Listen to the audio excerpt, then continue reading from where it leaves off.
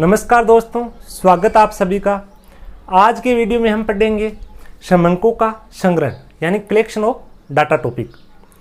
ये टॉपिक है दोनों भर्तियां संगणक और जूनियर अकाउंटेंट दोनों में ही शामिल है।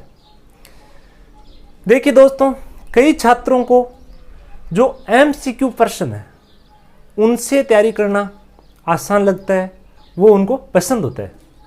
लेकिन वर्तमान में जो परीक्षाएं हैं उनमें प्रश्न पूछे जा रहे हैं, उनका पैटर्न क्या रहता है कि वो एकदम रटी रटाई चीज़ नहीं दे रहे हैं। यदि आपने टॉपिक का बेसिक अध्ययन कर रखा है, आपको टॉपिक का बेसिक नॉलेज है कि ये चीज़ क्या है, तो आप उस क्वेश्चन का जवाब दे सकते हो। यदि केवल MCQ से ही आपने तैयारी कर रखी है और क्वेश्चन थोड़ा सा भी अलग हो जाता है तो आपका वो क्वेश्चन सही होने के चांसेस बहुत कम हो जाते हैं। तो जहाँ तक संभव हो आप टॉपिक को थोड़ा समझने की कोशिश कीजिए। यदि आपके समझ में नहीं आ रहा है तो फिर रटना है ही। जैसे अब हम छोटे थे, जो पहाड़े थे उनको रटते थे। तो चलिए दोस्तों, टॉपिक पर चर्चा करते हैं। समंकों का संग्रह। समंक यानी डाटा।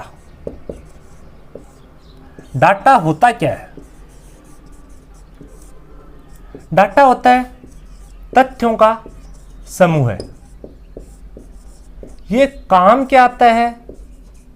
जब भी कोई योजना का निर्माण करना है, उसको क्रियान्वित करना है, तो सबसे पहले हमें चाहिए डेटा, तथ्य। और सांख्यिकी तो पूरी की पूरी तथ्यों पर ही निर्भर है। मान लो सरकार को गरीबों को कुछ सहायता देनी है, गरीबों के लिए कोई योजना चलानी है, तो सरकार के पास ये चीज़, ये डेटा होना चाहिए कि उस गांव में, उस शहर में या उस राज्य में गरीब है कितने। उन गरीबियों की संख्या को हम क्या कहेंगे? डेटा। दोस्तों, जो डेटा है, समंक है, उनके संग्रहण के लिए अलग अलग तरीके होते हैं। उन्हीं तरीकों के आधार पर समंक संग्रहण की अलग अलग विधियां बनाई गई है।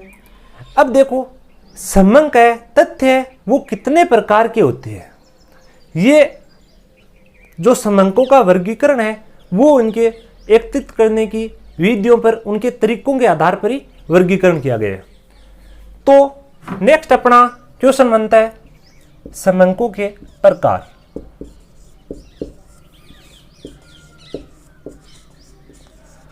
तो समंक दो प्रकार के होते हैं। पहले को कहते हैं हम प्राथमिक समंक और दूसरे को कहेंगे द्वितीयक समंक। अब देखो, प्राथमिक और द्वितीयक समंक में क्या अंतर है? प्राथमिक समंक क्या है? द्वितीयक समंक क्या है? प्राथमिक समंक, जब हम किसी तथ्यों के समूह को, डेटा को पहली बार एकत्रित करते हैं तो उसको कहते हैं प्राथमिक समंक। जैसे जयपुर के अंदर कुल गरीब कितने हैं, इस चीज को हमें, इस डेटा को एकत्रित करना है। तो यदि ये डेटा कहीं और एकत्रित नहीं किया हुआ है, हमें पहली बार एकत्रित करना पड़ रहा है, तो उसको कहेंगे प्राथमिक समंक यानी पहली बार कलेक्शन। अब देखो, प्राथमिक समंक के आधार पर आप द्वितीयक समंक समझ ही गए होंगे। द्वितीयक समंक क्या होता है?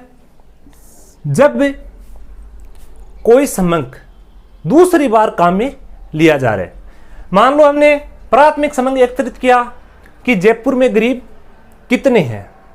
अब वही डाटा हम दूसरी बार किसी अन्य योजना में भी काम में ले रहे हैं, तो उसी को क्या कहेंगे?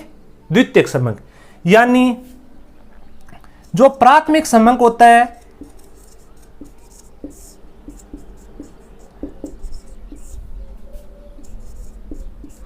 इसका अन्यतर प्रयोग। अब देखो,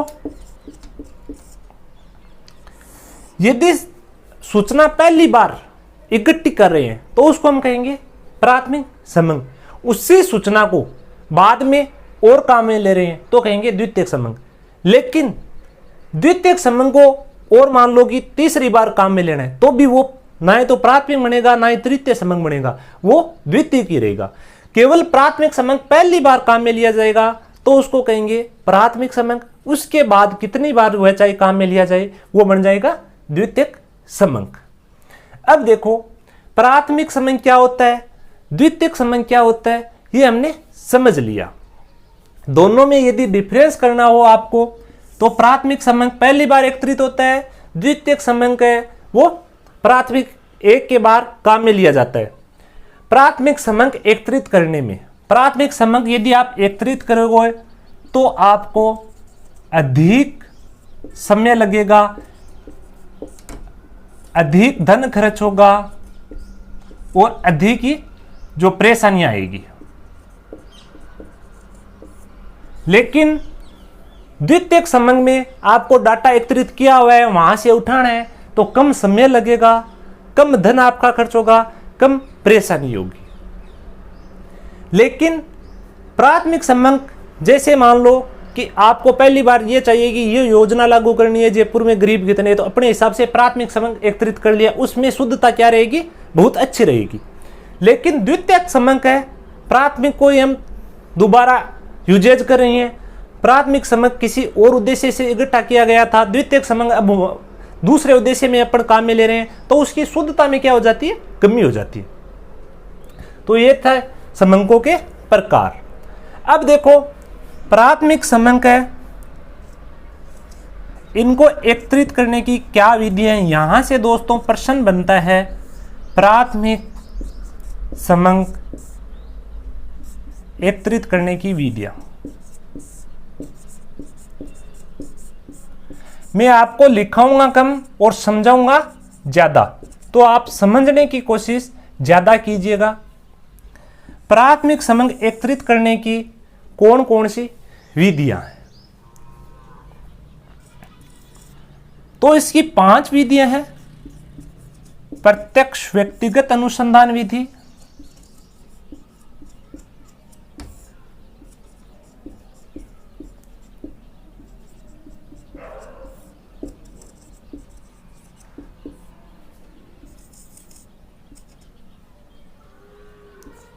अप्रत्यक्ष मौखिक अनुसंधान विधि,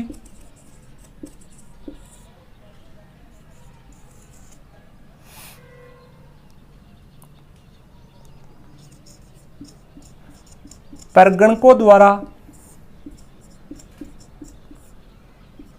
अनुसूचियां भरवाना, प्रश्नावली भेजना,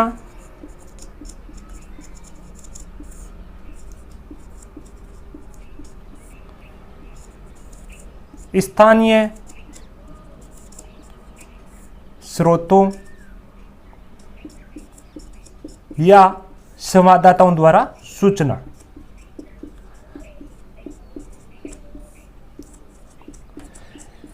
इन विधियों में से एग्जाम में क्वेश्चन उठता है।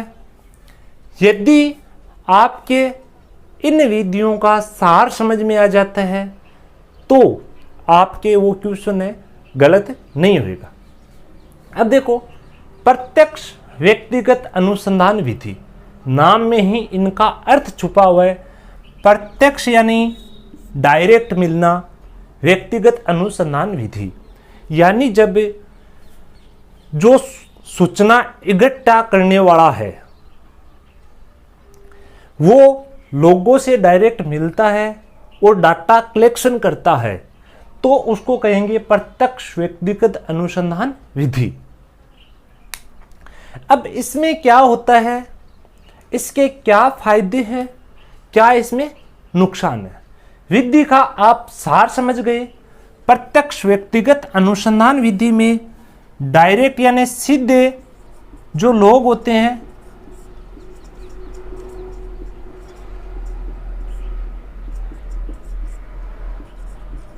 लोगों से सीधे अपन को सूचना इकट्ठी करनी होती है, सीधे लोगों से सूचना कलेक्शन करनी होती है, जो सूचना संग्रहित कर रहा है, डाटा का कलेक्शन कर रहा है, वो डायरेक्ट लोगों से मिलता है और उनसे सूचना लेता है। अब देखो इस विधि के क्या लाभ है। यदि सीधे लोगों से सूचना प्राप्त कर रहे हैं तो डाटा में क्या रहेगी, शुद्धता। जो प्रत्यक्ष व्यक्तिगत अनुसंधान विधि है इसके लाभ क्या है, देखो लाभ, यदि लोगों से डायरेक्ट मिल रहे हैं तो अपने डाटा में क्या रहेगी, शुद्धता रहेगी। दूसरा इसका लाभ है कि अपन उस डाटा का गहन अध्ययन कर सकते हैं। जैसे मैंने उदाहरण दिया कि जयपुर में गरीबी से संबंधित डाटा एकत्रित करने हैं, तो हर घर जा जाकर जो सूचना कलेक्शन कर रहे हैं, लोगों से पूछेगा कि आपकी आय क्या है, किन स्रोतों से है, तो इससे क्या रहेगा, डाटा में शुद्धता रहेगी। दूसरा, गहन अध्ययन कर सकते हैं, यानी हर एक घर जाकर अपने सूचना उठाई है तो डाटा का जो भी एवरेज निकालना है, यानी डाटा हमें बहुत बारीकी से मिल जाएगा, तो उसका गहन अध्ययन संभव है। इसके जो घाटे हैं, हानियां क्या है, प्रत्यक्ष व्यक्तिगत अनुसंधान विधि की हानियां क्या है। देखो यदि प्रत्येक व्यक्ति से मिलकर अपन को डाटा इकट्ठा करना है तो अपन बहुत बड़े क्षेत्र में यह विधि नहीं अपना सकते। जैसे कह दो पूरे वर्ल्ड में गरीबों की सूचना इकट्ठी करनी है तो हर एक के घर जा जाकर आप सूचना इकट्ठी करोगे तो वो जो टाइमिंग है वो ही निकल जाएगी कई वर्षों तक, या फिर ये असंभव ही आप कह सकते हो। तो ये जो प्रत्यक्ष व्यक्तिगत अनुसंधान विधि है ये सीमित क्षेत्र में ही अपने काम में ले सकती हैं। दूसरा इसका जो हानि है वो क्या है, दूसरी इसकी हानि है कि जो संसाधन होते हैं उनका अपव्यय होता है, धन का खर्च होता है। अब देखो कि यदि आप प्रत्येक व्यक्तियों से मिलकर डाटा इकट्ठे कर रहे हो तो उसमें रुपये अधिक लगेंगे, तो उससे क्या होगा, संसाधनों का अपव्यय होगा, यानी इसको हम खर्चीली कह सकते हैं। अगला इसका क्या घाटा है कि समय है वह बहुत अधिक खर्च होता है। यदि हर एक व्यक्ति से मिलकर डाटा इकट्ठा करना है तो समय बहुत अधिक खर्च होगा। तो मुझे लगता है कि प्रत्यक्ष व्यक्तिगत अनुसंधान विधि है ये है क्या, इसके क्या फायदे हो सकते हैं और क्या इसकी हानियां हो सकती है। तो क्वेश्चन यहीं से बनता है कि इस विधि के यह फायदा नहीं है या यह लाभ नहीं है, ऑप्शन में दिए होंगे। तो आपको यदि यह विधि इसका सार समझ में आ गया है तो आपका क्वेश्चन सही होगा। अब देखो दूसरी विधि है अप्रत्यक्ष मौखिक अनुसंधान विधि। अप्रत्यक्ष मौखिक अनुसंधान विधि होती क्या है, इसमें डाटा कलेक्शन किस हिसाब से होता है। अप्रत्यक्ष मौखिक अनुसंधान विधि में यदि अपन को डाटा इकट्ठा करना है, जैसे वही उदाहरण कि जयपुर में गरीबों की संख्या एकत्रित करनी है, तो वो संख्या प्रत्येक घर घर न जाकर किसी इनडायरेक्टली साधन है उनसे पूछे। जैसे जो वहाँ के वार्ड पार्षद होते हैं हम उनके पास चले जाए कि आप बताओ भाई आपके वार्ड में कितने लोग गरीब है, तो वार्ड पार्षद हमें डायरेक्ट डाटा देंगे। यानी लोगों से डायरेक्ट नहीं मिलकर इनडायरेक्टली रूप से, अप्रत्यक्ष रूप से किसी तीसरे आदमी से हम मिलकर डाटा इकट्ठा कर रहे हैं, तो उसको कहेंगे अप्रत्यक्ष मौखिक अनुसंधान विधि। किसी अन्य से सूचना एकत्रित करके।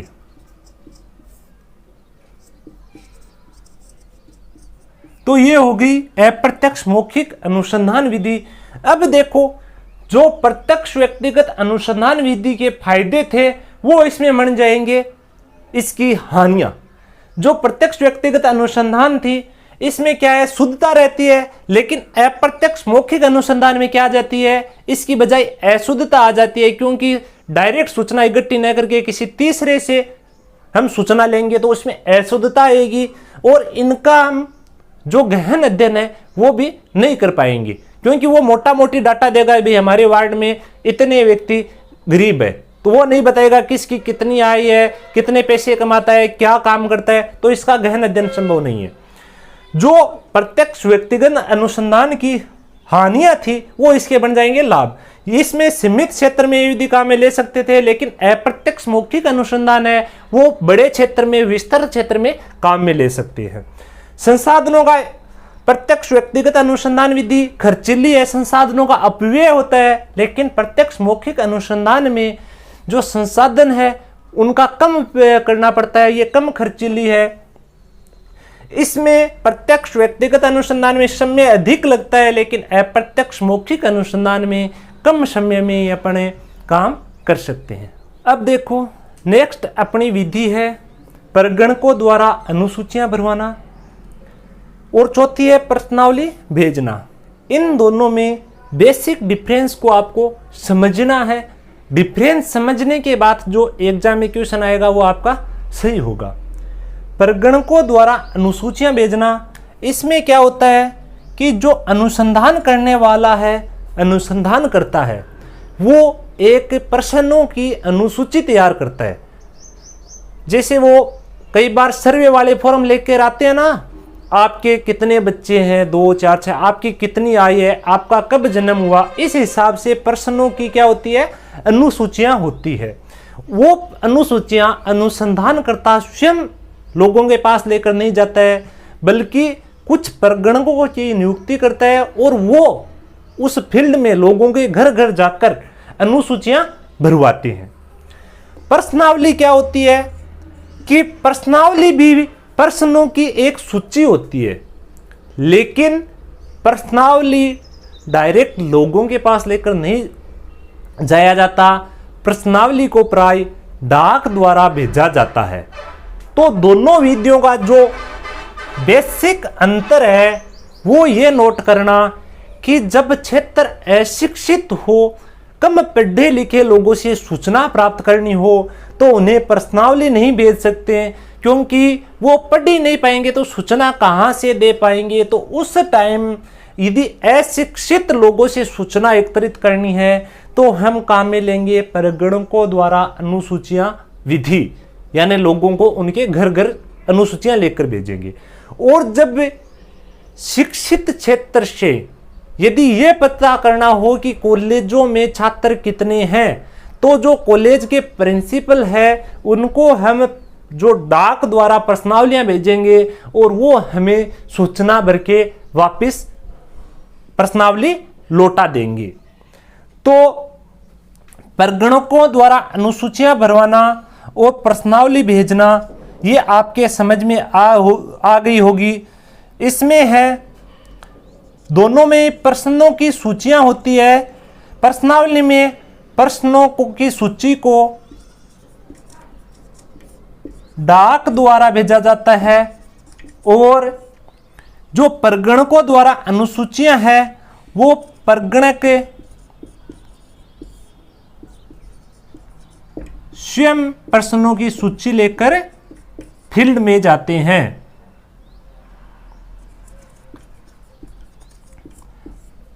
तो विधियां आपके समझ में आ गई है। अब इनके फायदे और घाटे को देखते हैं। अब देखो प्रगणकों द्वारा अनुसूचियां भरवानी है तो इसमें और प्रश्नावलियां भेजने में क्या अंतर है। एक चीज और बता दूं, प्रगणकों द्वारा अनुसूचियां और प्रत्यक्ष व्यक्तिगत अनुसंधान में भी अंतर है। प्रत्यक्ष व्यक्तिगत अनुसंधान विधि में अनुसंधान करने वाला है, अनुसंधान करता है, वह स्वयं लोगों के पास जाता है। लेकिन प्रगणकों द्वारा अनुसूचियों में जो प्रगणक होते हैं, जो अनुसंधानकर्ता द्वारा नियुक्त किए जाते हैं, वो लोगों के पास जाते हैं।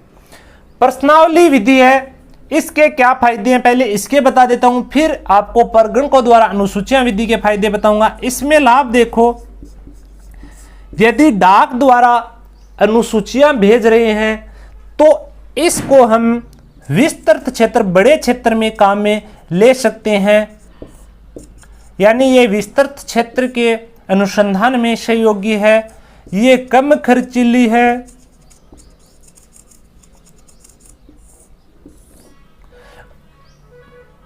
अब देखो इसकी हानि क्या है। इसकी हानि सबसे बड़ी है कि इसमें गहन अध्ययन संभव नहीं हो सकता। जो विस्तृत अध्ययन है यह संभव नहीं होता। दूसरा है कि कई बार है जो प्रश्नावली है वो वापस आती नहीं है अपने पास, यानी प्रश्नावली कह दो या प्रश्नावली की जो सूचना है वो कई बार अप्राप्त रह जाती है। अब देखो गहन अध्ययन क्यों संभव नहीं है, क्योंकि अपन डाक से प्रश्नावली भेज रहे हैं तो उनको बहुत ज़्यादा प्रश्न नहीं भेज सकते, नहीं तो वो सूचना भरने का आलस करेंगे और अपने पास सूचना आएंगी नहीं। तो कम सूचना ही अपन प्रश्नावली से प्राप्त कर सकते हैं, इसलिए इसका गहन अध्ययन संभव नहीं है। इसके फायदे हैं, इसलिए विस्तृत क्षेत्र में काम में ली जा सकती है और कम खर्चीली है। अब जो प्रगणकों द्वारा अनुसूचियां भेजकर सूचना प्राप्त की जाती है वो सेम इसके जो लाभ है वो इसमें हानियां बन जाएंगी, और जो इसकी हानि है वो प्रगणकों द्वारा अनुसूचियों वाले के लाभ बन जाएंगी। यानी प्रगणकों द्वारा अनुसूचियां भरवानी है, इसका फायदा क्या है कि ये विस्तृत क्षेत्र में या गहन अध्ययन में उपयोगी है और सूचना अप्राप्त होने का भय नहीं रहता, क्योंकि प्रगणक खुद लोगों के पास जाता है और वो उनसे सूचना लेकर ही लौटता है। प्रगणकों द्वारा अनुसूचियां हैं, इसकी हानि क्या है, ये विस्तृत क्षेत्र में काम में नहीं ली जा सकती, क्योंकि हर जगह प्रगणक को नहीं भेजे जा सकते हैं, और ये प्रश्नावली विधि के बजाय खर्चीली थोड़ी ज़्यादा है, टाइम थोड़ा ज़्यादा लगता है इसमें। अब देखो अपनी अंतिम विधि है स्थानीय स्रोतों या संवाददाता द्वारा सूचना। ये विधि वहाँ उपयोगी होती है जहाँ हमें नियमित सूचना की आवश्यकता हो। जहाँ नियमित सूचना अपने को चाहिए वहाँ कौन सी विधि काम में लेंगे, स्थानीय स्रोत या संवाददाता द्वारा सूचना। जैसे किसी मंडी से हमें हर दिन के भाव चाहिए, तो वहाँ पर जो अनुसंधान करता है वो अपना एक आदमी छोड़ देता है, अपना संवाददाता छोड़ देता है, या फिर वहाँ के किसी स्थानीय स्रोत से प्रतिदिन सूचना एकत्रित करता है। जैसे मीडिया वाले अपने जो आदमी है सूचनाओं के लिए जगह जगह छोड़ते हैं, वो विधि क्या हो गई, स्थानीय स्रोतों या संवाददाताओं द्वारा सूचना। तो इस प्रकार हमने प्राथमिक समंक एकत्रित करने की सभी विधियां पढ़ ली। जो द्वितीयक समंक है वो एकत्रित नहीं किए जाते हैं, क्योंकि द्वितीयक समंक प्राथमिक ही बाद में उनका उपयोग किया जाए तो द्वितीयक बन जाते हैं। तो द्वितीयक समंक एकत्रित करने की विधियां नहीं है, उनसे क्वेश्चन भी बहुत कम बनते हैं। द्वितीयक समंक के स्रोत हैं वो कौन कौन से हैं?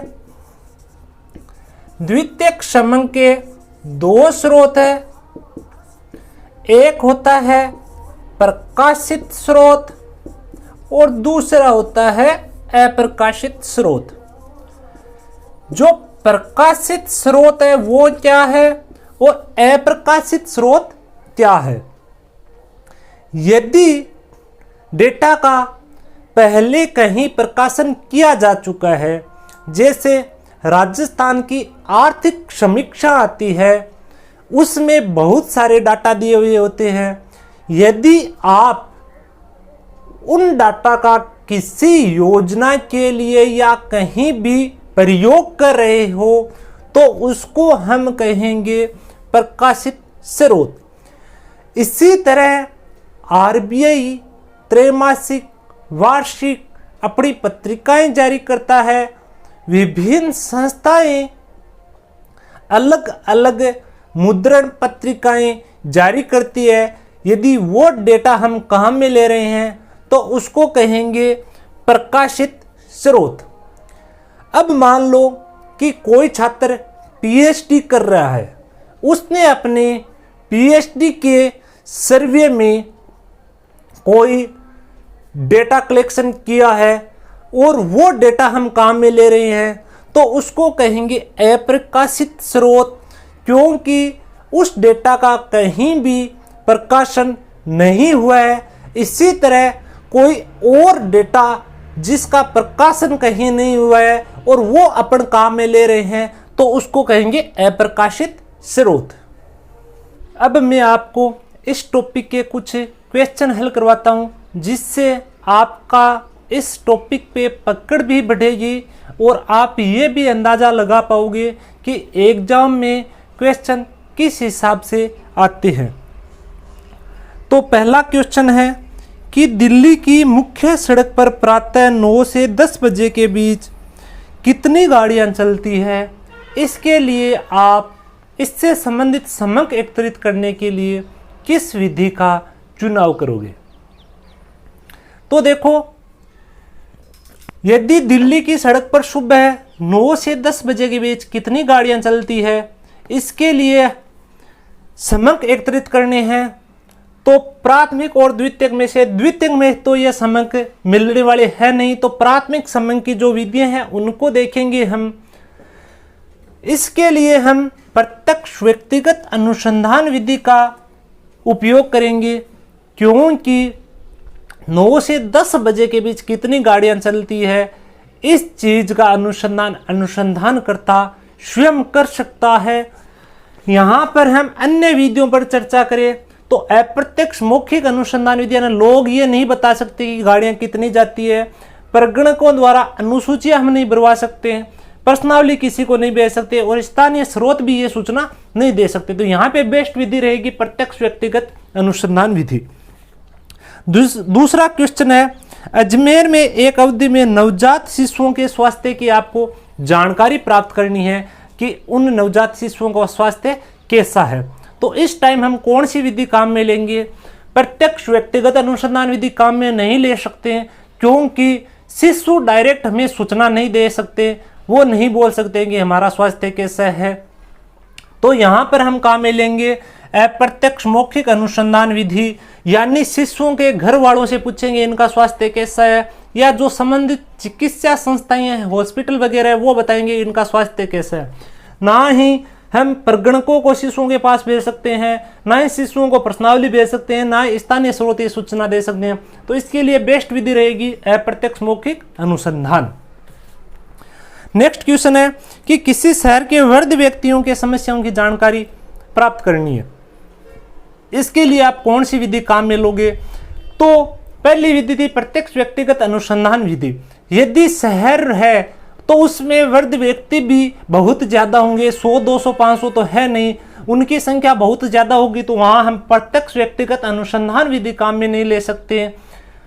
दूसरे व्यक्ति या कोई और हमें नहीं बता सकता कि उन वृद्ध व्यक्तियों की क्या समस्याएं हैं, और उन वृद्ध व्यक्ति है वो सभी पढ़े लिखे नहीं होते, तो उन्हें प्रश्नावली भेज नहीं सकते। उस टाइम हम क्या करेंगे, जो प्रगणक होते हैं उनको अनुसूचियां देकर उनके पास भेजेंगे और वो जानकारी लेकर आएंगे कि वृद्ध व्यक्तियों की क्या क्या समस्याएं हैं। नेक्स्ट अपना क्वेश्चन है कि यह ज्ञात करनी है कि निर्यातकों को किन छूटों की आवश्यकता है। इसके लिए अपन कौन सी विधि काम में लेंगे। भाई, निर्यातक है वो अलग अलग देश के अलग अलग कोणों में बिखरे रहते हैं, एक जगह नहीं होते, तो उनसे प्रत्यक्ष व्यक्तिगत अनुसंधान या प्रत्यक्ष व्यक्तिगत रूप से संपर्क नहीं किया जा सकता। जो अदर व्यक्ति है वो भी नहीं बता सकते कि निर्यातकों को किन किन छूटों की आवश्यकता है। प्रगणक अनुसूचियां लेकर नहीं जा सकते हैं, क्योंकि निर्यातक अलग अलग क्षेत्रों में बिखरे रहते हैं, कोई जयपुर में रहता है, कोई रायपुर में रहता है। निर्यातक प्राय क्या है कि पढ़े लिखे होते हैं, और यदि पढ़े लिखे नहीं है तो उनके पास पढ़े लिखे व्यक्तियों का समूह जरूर उपलब्ध होता है, तो हम उनको प्रश्नावलियां भेजेंगे डाक के द्वारा। एक जगह बैठकर ही हम डाक के द्वारा उनको प्रश्नावलियां भेज देंगे कि आपको किन किन छूटों की आवश्यकता है, और प्रश्नावलियों से वो हमें डाटा वापस भेज देंगे। तो सबसे जो बेस्ट विधि रहेगी निर्यातकों को छूटों में या छूटों किन किन छूटों की आवश्यकता है ये जानने के लिए, तो वो रहेगी प्रश्नावली भेजकर या प्रश्नावली विधि। नेक्स्ट क्वेश्चन है कि एक राज्य में प्रतिदिन होने वाले अपराधों की सूचना लगातार ज्ञात करनी है। यदि हमें सूचना लगातार चाहिए, डेली चाहिए, तो उस टाइम हम विधि कहाँ मिलेंगे? स्थानीय स्रोत या संवाददाता। और अपराधों की सूचना लेनी है तो जो संबंधित पुलिस स्टेशन है उनसे हम प्राप्त कर सकते हैं। वहां पर पुलिस स्टेशन क्या होंगे? हमारे स्थानीय संवाददाता। तो लगातार हो रहे अपराधों की सूचना ज्ञात करनी है तो स्थानीय स्रोत या संवाददाता द्वारा सूचना। नेक्स्ट क्वेश्चन है विभिन्न देशों की जनसंख्या के आंकड़े एकत्रित करने हैं। यदि आंकड़े एकत्रित करने हैं तो आप प्राथमिक समक एकत्रित की विधियां हैं उनमें से किसी को भी काम में नहीं ले सकते, क्योंकि प्रत्यक्ष व्यक्तिगत अनुसंधान विधि और अप्रत्यक्ष मौखिक अनुसंधान विधि वहां पर संभव है ही नहीं, क्योंकि सभी देशों की जनसंख्या के आंकड़े लेने आपको तो प्रगणकों द्वारा अनुसूचियां, प्रश्नावली भेजना, स्थानीय स्रोत, ये कोई विधि काम में नहीं आएगी। वहां आएगी हमारी जो द्वितीयक समक विधि है वो। और इनमें भी क्या? उनके प्रकाशित स्रोत, क्योंकि सभी देश है अपनी जनसंख्या के आंकड़े प्रकाशित करते हैं, उन प्रकाशित स्रोतों से हम ये सूचना इकट्ठी करेंगे। तो हमने इनके कुछ क्वेश्चन हल करने की कोशिश की। इनके अलावा मैं इस टॉपिक के MCQ मेरे टेलीग्राम ग्रुप पर डालूंगा। यदि आपको वो क्वेश्चन हल करने हैं तो टेलीग्राम ग्रुप है वो ज्वाइन कर लीजिए, उसका लिंक आपको कमेंट बॉक्स में मिल जाएगा। वीडियो यदि अच्छा लगा तो आप लाइक जरूर करना और इस चैनल को सब्सक्राइब करना। धन्यवाद। Best of luck.